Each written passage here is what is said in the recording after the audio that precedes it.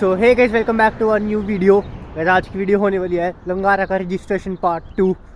भाई सबको बहुत ही बेसब्री से इंतज़ार था इस वीडियो का, मुझे भी था क्योंकि भाई मतलब ना जब मैंने वीडियो 1 बनाई थी ना भाई, तब ठीक है लोगों के डाउट इतने सारे आए मतलब मैं सॉल्व करता करता मैं हिल गया भाई। और भाई मतलब डाउट्स भी ऐसे अजीबो गरीब। मेरे को 3 दिन पहले शायद या 2-3 दिन पहले एक कमेंट आया, वो बंदे ने प्री रिक्विजिट्स ओवरराइड्स की फ़ोटो खींच के और मुझे नीचे क्वेश्चन लिखा, व्हाट इज़ दिस।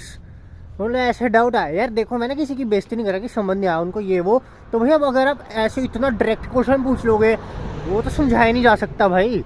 मतलब फिर तो भैया आपको थोड़ा उस साइड पे मत्था मारने की लोड़ है भाई, क्योंकि यार ये थोड़ी बेसिक चीज़ है भाई।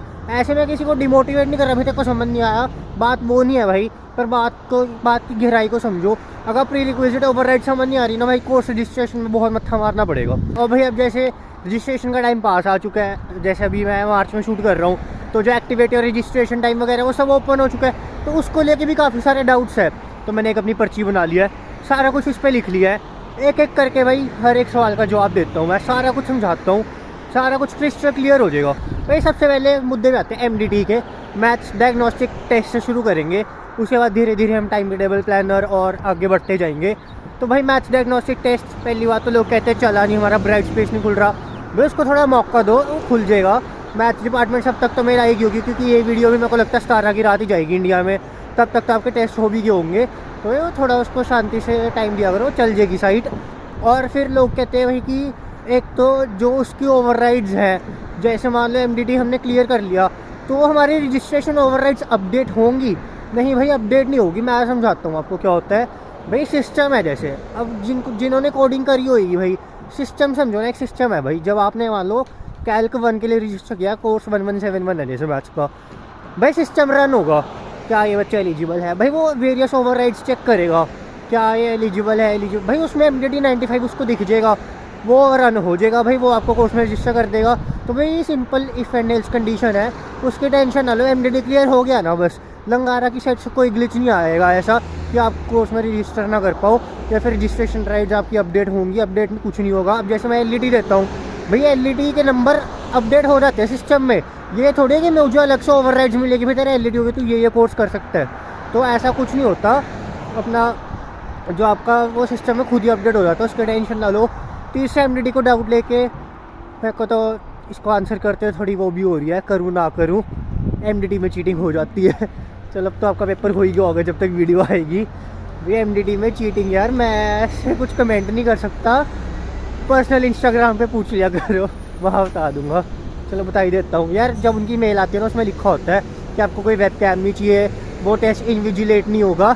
तो आई होप इन 4-5 शब्दों में आपको अपना आंसर मिल गया होगा, इसके आगे और कुछ मैं बोलना नहीं चाहूँगा, समझ आ गई होगी अब आपको। अब भाई MDT के मुद्दे को साइड में करते हुए आते हैं रजिस्ट्रेशन टाइम पे। इसको लेके भी बहुत अजीब-गरीब डाउट्स हैं लोगों के, I will clear that all. भाई सबसे पहले तो इंडियन टाइम है या वैंकूवर टाइम है? भाई कॉलेज वैंकूवर में है, ऑब्वियसली वैंकूवर टाइम होएगा। 24 आवर्स क्लॉक चलती है। मेरा टाइम पिछली बार आया था 17 नवंबर दोपहर के 1 बजे, मतलब 13:00 आवर्स। भाई तो मैं इंडिया में 18 की सुबह 3 बजे बैठा हुआ था रजिस्टर करने, तब खुला था, तो वो वैंकूवर टाइम है, इंडियन टाइम नहीं है। अब बच्चे कहते हैं कि भाई सबका अलग अलग टाइम आया है, भाई सबका अलग अलग ही होता है, ऐसे नहीं होता कि क्योंकि लोगों को लगा कि जैसे associate of science computer science है तो सबका टाइम सेम ही होगा। भाई ऐसा नहीं होता, फिर तो वेट लिस्टिंग का तुक्की क्या रह गया जब सबका सेम ही हो जाना है, साइट ही क्रैश कर जाएगी उनकी, तो इतने सारे बच्चे इकट्ठे रजिस्टर करेंगे। भाई ऐसे नहीं होता, रजिस्ट्रेशन टाइम बहुत सारी चीज़ों पर डिपेंड करता है। जैसे अब नए स्टूडेंट्स हो आप, तो डिपेंड करेगा आपने एप्लीकेशन कब लगाई है, आपके मार्क्स कितने हैं, आपकी डिग्री कौन सी है, बहुत। अब जब यहाँ पे कॉलेज आ जाओगे फिर वेरी करेगा आपकी GPA कितनी है, आपकी ओवरऑल परफॉर्मेंस कितनी है, आपका रिकॉर्ड कैसा है, उस बेसिस पे टाइम मिलता है। और भाई लोग बोल रहे थे कि 27 मार्च को खुलनी है, हमारा टाइम 30-31 आया, कोर्स में वेट लिस्टिंग हो जाएगी। भाई 27-28 ना मेरे को आए मैसेज, जैसे बिजनेस वालों के 27-28 की डेट आई है, बाकी जितने एसोसिएट ऑफ कंप्यूटर साइंस वाले हैं ना सबकी 30-31 आई है, इवन 29 भी किसी की नहीं आई है कि किसी की 29 ही आ गई हो। या associate of science computer science हो गया, डिप्लोमा हो गया, हेल्थ साइंस हो गया, भाई इन सबकी 30-31 ही आई है, कोई टेंशन ना लो। मेरी जब पिछली बार खुलनी थी 14 को खुलनी थी, 14 नवंबर को, मेरा टाइम 17 नवंबर था, मुझे CPSE 1050 मिल गया था, वेट लिस्टिंग गई थी उसमें, पर मैं रजिस्टर कर पाया था। ऐसा नहीं होता कि आप रजिस्टर ही नहीं कर पाओगे, तो कोई चक्कर नहीं, जिन्होंने रेफ़र भी किया उनको ये टेंशन नहीं, हमारा टाइम लेट आया, हमें मिलेगा नहीं मिलेगा, भाई मिल जाता है, कोई चक्कर वाली बात नहीं है। और हाँ, एक और चीज़ भी थी, लोगों को लगा कि भाई 27 को खुलनी है तो 27 को यही है। अब रजिस्ट्रेशन टाइम क्या चीज़ है भाई, 27 को रजिस्ट्रेशन कॉलेज ओपन कर देगा, पर आप कब रजिस्टर करोगे उसको कहते हैं रजिस्ट्रेशन टाइम। तो आपकी जो वहाँ पे टाइम और डेट लिखी है ना, उस पर आप रजिस्टर कर सकते हो। रजिस्ट्रेशन 27 को खुल जाएगी, पर आप तभी रजिस्टर कर सकते हो, आप 27 को रजिस्टर नहीं कर सकते। तो यही रजिस्ट्रेशन टाइम का सिग्निफिकेंस है, इन्हीं बेसिस पे करता है। तो जब भी यहाँ पे आओगे ना, अपनी GPA हाई से हाई रखना, ये तो आपका रजिस्ट्रेशन टाइम बहुत बाद में जाएगा, फिर आपको दिक्कत आएगी। मैं अभी अपना बता देता हूँ भाई, मेरा रजिस्ट्रेशन टाइम आया है 30 मार्च 4 बजे वैंकूवर टाइम। तो देख लो, मेरा खुद 30 आया भाई, एसोसिएट ऑफ कंप्यूटर साइंस का ही तो हूँ मैं भी, मेरा भी 30 आया है। तो कोई घबराने की लोड़ नहीं है, इसमें हम लोग कुछ नहीं कर सकते। तो इसमें तो मत्था मत ही मारना कि हमारा टाइम लेट है या पहले है, तुम इसमें कुछ नहीं कर सकते। अपनी GPA हाई कर लेना बस अगले सेमेस्टर जब भी आओगे, बाकी तुम इसमें और कुछ नहीं कर सकते। गाइस, अब थर्ड पॉइंट पे आ जाते हैं, टाइम टेबल प्लानर। भाई मैं धीरे धीरे ऊपर बढ़ रहा हूँ, धीरे धीरे इस लेवल को हम बढ़ाएंगे, लास्ट में ओवरराइड्स पे आएंगे जिसमें बहुत ही डाउट होते हैं। अब टाइम टेबल प्लानर पे आ जाते हैं। भाई टाइम टेबल प्लानर मैं बताता हूँ क्या सिस्टम है उसका। पहले तो लोगों को चलाना ही नहीं आ रहा, वो कईयों को, तो उसमें कुछ है ही नहीं है। ये देखो भाई, टाइम टेबल प्लानर में सिलेक्ट सेमेस्टर किया, ठीक है, सेमेस्टर आ गया, उसके बाद कोर्स सर्च में गए, वहाँ पे कोर्स नंबर लिखा है। भैया आपको कोर्स नंबर तो पता ही है अपना, CRN नंबर थोड़ी पूछा उन्होंने, CRN भी पूछते हैं, पर आप कोर्स नंबर डाल दो। फॉर एग्जांपल 1050 लेना है, 1050 डालो, उसकी क्लासेस आ जाएंगी वहाँ पे, तो उधर से अपनी क्लासेस सिलेक्ट कर लो। अब लोग पूछते हैं कितने टाइम टेबल बनाने हैं। भाई देखो, इनफाइनाइट परमुटेशन कॉम्बिनेशन हो सकते हैं टाइम टेबल बनाने के, कोई रोक थोड़ी है। कोई भी क्लास जब मर्जी शेड्यूल करी जो, आपने अपना बेस्ट फिट देखना है, बेस्ट फिट टाइम टेबल आपको होना चाहिए। फॉर एग्जांपल भाई, आपकी क्लासेस ऐसे ना हो कि बीच में 2-2 घंटे गैप है। लोगों का एक डाउट ये भी था कि भाई हमारी क्लासेस के बीच में 10 मिनट की गैप है, तो चलेगा क्या? ऐसा तो नहीं है कि हम लेट हो जाएंगे क्लास के लिए, या फिर 12:20 तक क्लास है और 12:30 तक चली जा रही है। भाई जो ये 12:20 से 30 तक चलती है ना क्लास, बहुत रेयर, मेरा आज तक नहीं हुआ कि क्लास लेट छुटी हो, क्योंकि भाई टीचर्स को भी पता है आगे क्लासेस है, तो कोई चक्कर नहीं है। और 10 मिनट की ब्रेक बेस्ट होती है। मेरी क्लासेस हर बिल्डिंग में है, पहली क्लास A में, फिर B में, T में, सबसे पहले B में लगती है, फिर T में, फिर A में लगती है। भाई 10 मिनट ही होती है, मैं भी तो करता हूँ मैनेज, टाइम तो बच रहा है ना। अब आप सोचो पूरा दिन कॉलेज जाओगे, वो ज़्यादा टाइम वेस्टेज है। तो आपने बेस्ट फिट देखना है कि आपका कैसे बेस्ट फिट हो। और एक टिप मैं और देता हूँ, सबसे बढ़िया टिप दे रहा हूँ भाई, इसको ज़रूर मानना, मैं पछता रहा हूँ, मैं भुगत रहा हूँ बहुत गंदा ये चीज़। भाई हमेशा ना अपनी जैसे जॉब भी करनी है आपने आके, भाई सिंपल है, अपने अवेलेबिलिटी आवर्स मैक्सिमाइज़ करो। अगर देखो दिन के बीच में जो कर दोगे अपने कॉलेज को, सुबह भी वेस्ट है, शाम भी वेस्ट है, ये तो बिल्कुल सुबह रखो कॉलेज, ये बिल्कुल शाम को रखो। ये तब है अगर आपको डिसाइड कोर्स मिल जाता है, ऐसा नहीं है कि इसको करने के चक्कर में आप वेट लिस्टिंग में चले जाओ, ठीक है। तो ऐसा करो कि या तो पूरा सुबह रखो या पूरा शाम रखो, बीच में खराब आपके दिन खराब होंगे। भाई मेरे बीच में होते हैं, ट्यूसडे खराब, थर्सडे खराब पूरा। अब मैं काम कर ही नहीं पा रहा इस चक्कर में, मेरी अवेलेबिलिटी 32 घंटे की रह गई है, वही मैं कर 40 सकता हूँ। तो भाई इस हिसाब से अपना टाइम टेबल शेड्यूल करना है कि आपको बेस्ट फिट टाइम मिले, कि आपका टाइम कम से कम वेस्ट हो और आपका जो पोटेंशियल हो वो मैक्सिमम हो। अब आते हैं दूसरे मुद्दे पे, रजिस्ट्रेशन ओवरराइड्स। भाई मेरे बहुत औखा हो रखा है ये समझाना, मतलब मुझे ना ऐसे सोचना पड़ रहा है मैं इसके बारे में क्या बोलूँ। मैं समझाता हूँ, तो शुरू करते हैं यार, काफ़ी सोचा है मैंने क्या बोलना है। पहले तो भाई ये समझ लो, मैं associate of science computer science का हूँ, तो मेरा थोड़ा ना समझाने का तरीका उस वे में रहता है, सारे अपने में नहीं लेना, ठीक है। मैं समझाता हूँ भाई, देखो जिसने भी 12th करी है सबकी ओवरराइड्स ऑलमोस्ट, बायो एल वो 1115, केम 1118, ठीक है, ऐसे फिजिक्स 1118, और मैथ्स में प्री कैल्क मिल जाएगी या कैल्क मिल जाएगी, ठीक है, या हेल्थ साइंस 1130 मिल जाती है, ठीक है। अब प्री रिक्विजिट ओवरराइड्स क्या होती है, ये इलेक्टिव क्या होती है भाई, समझाता हूँ मैं, मेरे को फिर सोचना पड़ रहा है भाई। ओहो यार कितना कॉम्प्लेक्स है ये, मतलब मुझे तो अब समझ आ गया ना, तो मुझे समझाना औखा हो रखा है, मैं समझाता हूँ। वही प्री रिक्विजिट ओवरराइड्स क्या होती है, 12th के बेसिस पे, जो 12th में नंबर है उसके बेसिस पे आपको कौन से कोर्स है जिसमें आप डायरेक्ट कर सकते हो। भैया अब ऐसे समझो, फिजिक्स 1118 है जो, उसकी भी ओवरराइड है एक, ऐसा तो है नहीं डायरेक्ट, पर अब आपके फिजिक्स में 12th में नंबर इतने हैं, वो कहते हैं ठीक है भाई तो डायरेक्ट कर ले। ऐसे समझो, ज़रूरी नहीं है कि वो कोर्स उठाने हैं। कई लोगों को लगा इनमें ओवरराइड आ गई, ये तो करने ही करने हैं। भाई वो करने नहीं है, वो तो कॉलेज ने दे दिए। भाई तेरे 12वीं में नंबर थे, तू करना चाहे तू कर ले, नहीं करने तेरी मर्जी है, ठीक है। तो लोगों ने वो ऐसा गलत समझ लिया कि करने ही है। और फिजिक्स 1118 मेरे चक्कर में इतना फेमस हो रखा है, सबको वो ही लेना है भाई। मैं तो रिकमेंड ही नहीं करता वो लेना भाई। रिकमेंड पता है इसलिए नहीं करता यार, 4 क्रेडिट कोर्स है भाई। अब ये मैं बाद में आता हूँ, हम अभी रजिस्ट्रेशन ओवरराइड्स पे रहते हैं भाई। देखो अगर वो वाले कोर्सेज आपके डिग्री की रिक्वायरमेंट पूरी करते हैं भाई फिर तो उठा लो, ठीक है। अब जो associate of science computer science के है उसमें से एक भी कोर्स ढंग का नहीं जो हम कर सके, वो करने की लोड़ ही नहीं है। मैं एंड में ये भी बताऊंगा कौन से कोर्सेज आपको लेने चाहिए associate of science computer science में, क्योंकि मैं उसी का हूँ तो मैं भी वही कोर्सेज उठाता जो मैं रिकमेंड करूँगा। बाकी तो सबका अपना अपना है। तो आई होप समझ आ गई होगी। और भाई इलेक्टिव कहाँ से चुनने, एक कमेंट आया मुझे कि भाई कंप्यूटर साइंस के इलेक्टिव कहाँ से चुनने हैं। भाई कंप्यूटर साइंस के इलेक्टिव नहीं होते कुछ, इलेक्टिव इज इलेक्टिव, आपकी चॉइस है। कोर्स इंडेक्स में जाओ, जितने ऑप्शन है 350 कोर्स होंगे, 300 350 कोर्स होंगे, जो मर्जी उठा लो, पर रिक्वायरमेंट पूरी होनी चाहिए भाई। Associate of science computer science में लिखा है जैसे कि 2 यूनिवर्सिटी आर्ट इलेक्टिव या 4 यूटी इलेक्टिव, वो रिक्वायरमेंट है ना आर्ट इलेक्टिव, वो पूरी होनी चाहिए।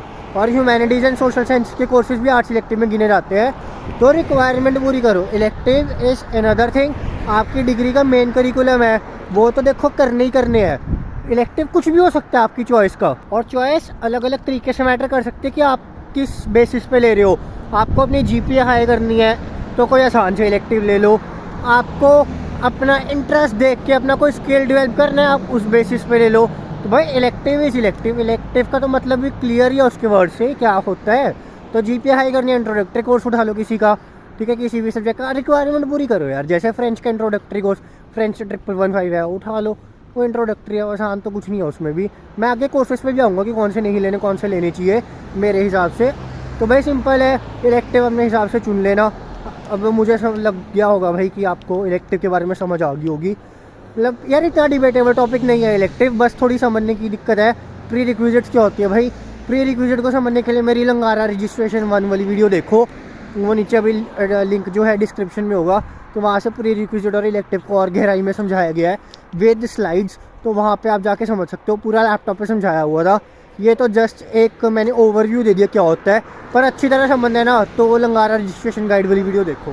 भाई पता बहुत बच्चे पूछते हैं एसोसिएट ऑफ कंप्यूटर साइंस है कौन से कोर्स ले। भाई पहले तो मैं वैसे कोई होता नहीं बताने वाला कौन से कोर्स ले, यार पता है क्यों नहीं होता, मैं बताता हूँ। भाई देखो हर एक का जो वो है अपना, भाई मतलब हर एक का जो इंटरेस्ट है, हर एक की रिक्वायरमेंट है, हर एक की प्री रिक्विजिट्स है, सबकी अलग अलग है भाई। पता है मैं कुछ बता दूँ वो गलत निकले, इसलिए मैं कोर्सेज बताता नहीं, मैं फिर भी डिफरेंट टाइप ऑफ सिनेरियोज़ के हिसाब से समझा देता हूँ कि आपको associate of science computer science में कौन से कोर्स लेने ही चाहिए। तो भाई पहला सिनेरियो आ जाता है आपके पास कैल्क 1 की 1171 की प्री रेक है, ठीक है, तो सिंपल है CPSE 1050, ठीक है, कैल्क 1 मैथ्स 1170, ये दो तो उठाने ही है, इसमें तो कोई दो राय है ही नहीं, ये तो डिबेट का मुद्दा ही नहीं है, ये तो उठाने हैं। अब आ जाती है इलेक्टिव की बात। भाई इलेक्टिव अपना इंटरेस्ट देख लो, जिसमें आपको इंटरेस्ट है उसकी प्री रेक पूरी करते जो। वहीं जो आर्ट्स इलेक्टिव है वो कहीं काम नहीं आता, तो आर्ट्स इलेक्टिव भाई फिलोसफी, पॉलिटिकल साइंस या फिर साइकोलॉजी ऐसे उठा लो, ठीक है। अगर बच्चों को होता है फ्रेंच उठाते हैं आर्ट्स में, भाई फ्रेंच का मैं तुम्हें समझा दूँ, अच्छा कोर्स है, तुम्हारा काउंट भी होगा। बात आ जाती है टाइम देना पड़ेगा भाई, यहाँ पे मेरे पे तो जॉब के बाद टाइम होता नहीं कि मैं फ्रेंच को टाइम दूँ, तो मैं टाइम दे नहीं सकता, इसलिए मैं फ्रेंच उठा नहीं रहा। मुझे तो काफ़ियों ने बोला मत ले, तो भाई मैं उनके हिसाब से सुन के मैं कहा ठीक है नहीं लेते यार इसको, क्योंकि यार बात वही आ जाती है, अपनी लैंग्वेज को पढ़ना आसान है भाई, दूसरी लैंग्वेज पूरी सीखना उसको टाइम देना पड़ता है, तो वो इतना आसान नहीं होता। तो आप कोई भी आर्ट्स सिलेक्टिव उठा सकते हो। और भाई जैसे मैंने बोला था फिजिक्स 1118 इतनी फेमस हो गई है कि सबको वही उठानी है एज अ लैब साइंस। भाई नहीं उठानी बिल्कुल भी, मैं रिकमेंड ही नहीं करता। वही बात आ जाती है 60 क्रेडिट चाहिए हमें, उसको करके 61 हो जाते हैं, $625 तो बचा लो। अब लोगों को लगता है 3 क्रेडिट लैब साइंस कौन सी है, भाई मैं जवाब देता हूँ इसका। 3 क्रेडिट लैब साइंस कल मैंने कोर्सेज ढूंढे हैं, मैं समझाता हूँ कौन से 3 क्रेडिट लैब साइंस है जो आप ले सकते हो। तो भाई सबसे पहले है किन्स 1100, किन्सियोलॉजी 1100, वो एक लैब साइंस है, 3 क्रेडिट कोर्स है, काफ़ी अच्छा कोर्स है, तो आप किन्स 1100 कर सकते हो, वो एक लैब साइंस है, 3 क्रेडिट देख लो मानी जाती है। ABST 1207, ABST की full form I think so aboriginal studies होगी, शायद ये होगी, ये मुझे कोर्स का पता नहीं, ये भी 3 क्रेडिट है, मुझे लगता नहीं है कोई करेगा भाई। उसके बाद ज्योग्राफी के काफ़ी कोर्सेज 3 क्रेडिट है, फॉर एग्जांपल 1110, 1180 1190, ये ज्योग्राफी के 3 क्रेडिट कोर्सेज है, तो ये कर सकते हो आप। ये लैब साइंस है 3 क्रेडिट की। या फिर एक कोर्स है बायो L1185, ये भी कर सकते हो भाई। ये जो मैंने कोर्सेज बताया इनकी कोई प्री रेक नहीं है, तो आप आराम से कर सकते हो। कोई आपको प्री रिक्विजिट इनकी लेने की लोड नहीं है कि आपको लग रहा हो प्री रेक लेनी पड़ेगी, तो कोई चक्कर वाली बात नहीं है। मैं पर्सनल रिकमेंड करूँगा। किंज 1100 काफ़ी अच्छा है, आसान भी है, और भाई कर रहा है आई थिंक सो। तो किंज 1100 ले लो अगर आपको लेना है एज ए लैब साइंस, वो काम आ जाएगा। बाकी भाई वैसे मैं सही बताऊँ, मैं रिकमेंड क्या करता हूँ, अगर तो देखो 4 उठाने हैं फिर तो लैब साइंस उठा सकते हो, कोई और कोर्स देख लो। भी अगर 3 ही ले रहे हो ना, तो 1050 कैल्क 1 उठा के कोई 8 सिलेक्टिव उठा के आ जाओ। अभी पता क्यों यार, जैसे मेरा भी कोई ना पहले डिसाइडेड नहीं था मैंने कौन सा करना, मुझे इंटरेस्ट पता नहीं था। यहाँ आके समझ आया भाई कौन सा इलेक्टिव किस चीज़ में देने चाहिए, तो यहाँ आके काफ़ी चीज़ें पता लग जाती है। अगर मैं आप अपनी बताऊँ ना, मैं कोई 8 सिलेक्टिव उठा के आ जाता, बाकी 2 मेन कोर्स रख लेता। उसके बाद यहाँ के अपने भाई मैंने 2 इलेक्टिव वेस्ट कर दिया अब भाई, क्योंकि लैब साइंस भी ऐसी है यार, कोई आपने ढंग का कोर्स कर लिया आगे, उसकी प्री रेक में क्या पता लैब साइंस जल जाए, तो वो एक फ़ायदा हो जाता है। बाकी ये मेरी एडवाइस है, अपना अपना देख लेना। अब दूसरा सिनेरियो आ जाता है जिन पे सिर्फ CPSC 1050 की ओवरराइड है। ओवरराइड तो उसमें क्या ही होती है, उसकी कोई प्री रेक ही नहीं है, लेकिन कैल्क 1 की नहीं है। तो इस केस में 2 सिनेरियो हो सकते हैं भाई, या तो आपने MDT दिया है और क्लियर हो गया है, ठीक है, तो सिंपल है, अपना कैल्क 1 उठा लो फिर से, तो वो पहला जो मैंने सिनेरियो बताया, ठीक है। दूसरा तरीका है, आपका MDT हुआ नहीं है पर वो कंडीशन लिखी हुई है अब कि pre req valid for 1 semester, जिनकी प्री कैलकुलस 1 ओवरहेड है वो लिखी होती है, तो भाई सिंपल है, प्री कैल्क उठा लो, ठीक है। अब तीसरा सिनेरियो आता है, प्री कैल्क उठा लिए, फिर तीसरा कोर्स रह गया, वो मैंने आपको बताया कौन सा उठा सकते हो। तीसरा सिनेरियो आता है MDT में रजिस्टर कर नहीं पाए हैं, क्योंकि मुझे काफ़ियों से आया है अभी कि भाई हमारा MDT तो अब रजिस्टर हो नहीं रहा, क्योंकि वो 2 दिन पहले होता है, या फिर किसी भी कारण की वजह से, तो हम MDT भी ना दे, ठीक है, प्री कैल्क भी ना उठाए, प्री कैल्क 1 भाई उसमें बात ये बचती है, तो प्री कैल्क उठा लो। या फिर इतना रिस्क ले लो कि हमारा तो श्योर है MDT हम कर ही लेंगे नेक्स्ट सेमेस्टर आके, क्योंकि भाई ओवरहेड गई कॉलेज औखा ही मान देगा वापस देने के लिए, तो फिर तो यही है, प्री कैल्क उठा लो। CPSC 1050 तो करना ही है। तो कैसे आई होप अब आपको समझ आ गया होगा कि कैसे कंप्यूटर साइंस की कोर्सेज उठाने हैं। भाई ये मेरी पर्सनल रिकमेंडेशन है, ऐसे ही नहीं है कि यही उठाने हैं, आपका जो इंटरेस्ट है, जो भी आपकी प्री रेक्स है उस हिसाब से उठा लो। बस CPSC 1050 तो उठा ही लेना, कैल्क 1 है तो वो भी ज़रूर उठा लेना, इलेक्टिव देख लो, बाकी आर्ट्स वाला उठा के आ जाओ, ज़्यादा बेटर है। मतलब मैं होता मैं आर्ट्स वाला उठा के आ जाता भाई, सिंपल है। बाकी आके इलेक्टिव देखते हैं, कि मैंने 2 वेस्ट करे भाई, इलेक्टिव वेस्ट ना करो यार, बड़े काम आ जाते हैं। मेन कोर्स पहले उठाया करो, तो इलेक्टिव बाद के लिए बचा के रखा करो, कभी नहीं पता कौन सा कोर्स प्री रेक मांग ले आगे जाके, तो इस वजह से अपने इलेक्टिव बचा के रखा करो। और ऐसे एक और चीज़ यार, जो आपका टाइम आया ना भाई, उसी टाइम बैठ जाना टेबल पे तन के, उसी टाइम रजिस्टर करना भाई, लेट ना करना।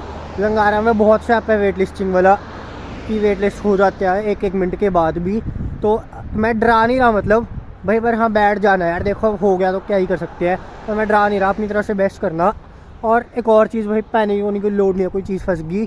तीसरी चीज़ ये भाई कि जितने डाउट हैं कोर्सेज़ को लेके, जितनी प्रीरेक्स वगैरह का डाउट है, अभी क्लियर कर लेना भाई। 30 को जब मेरी रजिस्ट्रेशन है या जब भी आसपास, मैं अवेलेबल नहीं होऊंगा, मुझे अपने भी उठानी है भाई, मैं फ़ोन पे नहीं बैठूँगा, ऑब्वियस सी बात है यार।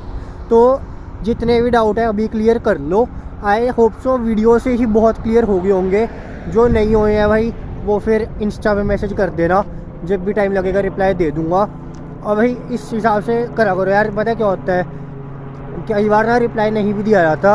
और एक चीज़ और भाई, हाय हेलो लिख के, I know hi hello thank you लिखने के लिए, पर उसके बाद अपना डाउट भी लिखा करो, वेट ना किया करो इसका हाय वापस आएगा भाई, वो बहुत रेयर ही होगा वो वापस आएगा भाई, क्योंकि इतने मैसेज हो जाते हैं, मुझे सबका जवाब देना है। तो हाय हेलो में क्वेश्चन छोड़ दिया करो, जब टाइम मिलेगा एटलीस्ट आपको जवाब मिल जाएगा, तो ये पक्का होता है, क्वेश्चन छोड़ दो जवाब मिल जाएगा।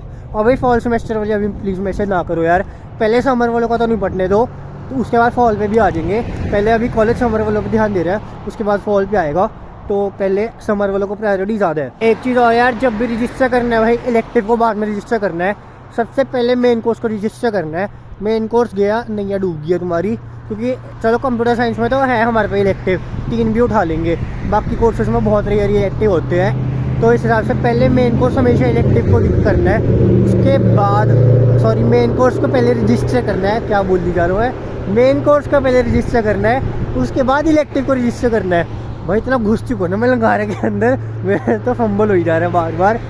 तो अब आई होप आपको समझ आ गया होगा। भाई मैं कसम से कह रहा हूँ मेरा कंधा दुखने लग गया है इतना मैं शूट कर करके। भाई इसी बात की वीडियो को लाइक कर देना, और आई होप अब आपको सारे डाउट क्लियर हो गए होंगे।